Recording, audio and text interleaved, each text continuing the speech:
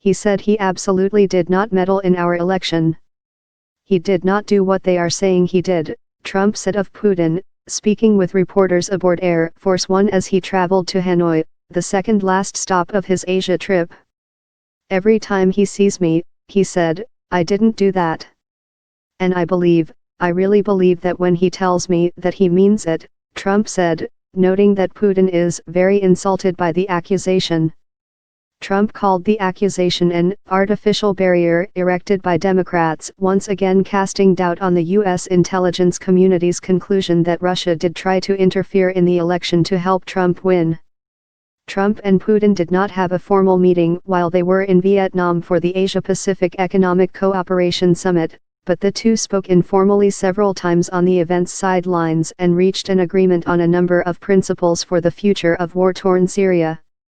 But Trump made clear that the issue of Russian meddling in the election hovers over the leaders' relationship and said it jeopardized their ability to work together on issues including North Korea's escalating nuclear program and the deadly conflict in Syria. Having a good relationship with Russia's a great thing. And this artificial democratic hijab gets in the way, Trump told reporters. People will die because of it. Trump danced around the question of whether he believed Trump's denials, telling reporters that pressing the issue would have accomplished little. He said he didn't meddle. I asked him again. You can only ask so many times, said Trump.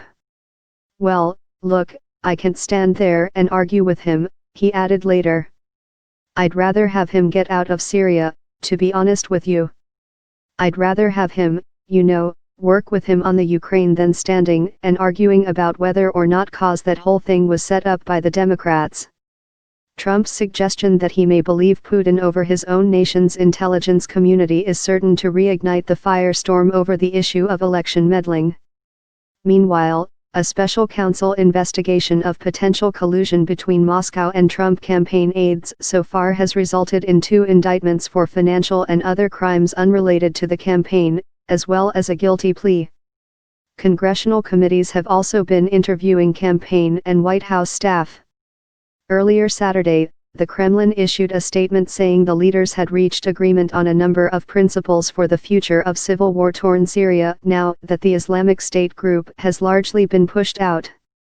Among the agreement's key points, according to the Russians, were an affirmation of de-escalation zones, a system to prevent dangerous incidents between American and Russian forces, and a commitment to a peaceful solution governed by a Geneva peace process. The Kremlin quickly promoted the agreement as the White House stayed silent. Trump told reporters that the deal was reached very quickly and that it would save tremendous numbers of lives. And he praised his relationship with Putin. The two seem to have a very good feeling for each other and a good relationship, considering we don't know each other well. Snippets of video from the summit in the seaside city of Da Nang showed Trump and Putin shaking hands and chatting, including during the world leaders' traditional group photo. The two walked together down a path to the photo site, conversing amiably, with Trump punctuating his thoughts with hand gestures and Putin smiling. Though North Korea and the Ukraine had been discussed, the two sides focused on trying to strike an agreement about a path to resolve Syria's civil war once the Islamic State group is defeated, according to officials. But the talks stalled and, minutes before Air Force One touched down in Vietnam, White House Press Secretary Sarah Huckabee Sanders told reporters the meeting was off. Trump will be attending a state dinner in Hanoi Saturday night. On Sunday, he'll meet with the country's president and prime minister before heading to his last stop, the Philippines.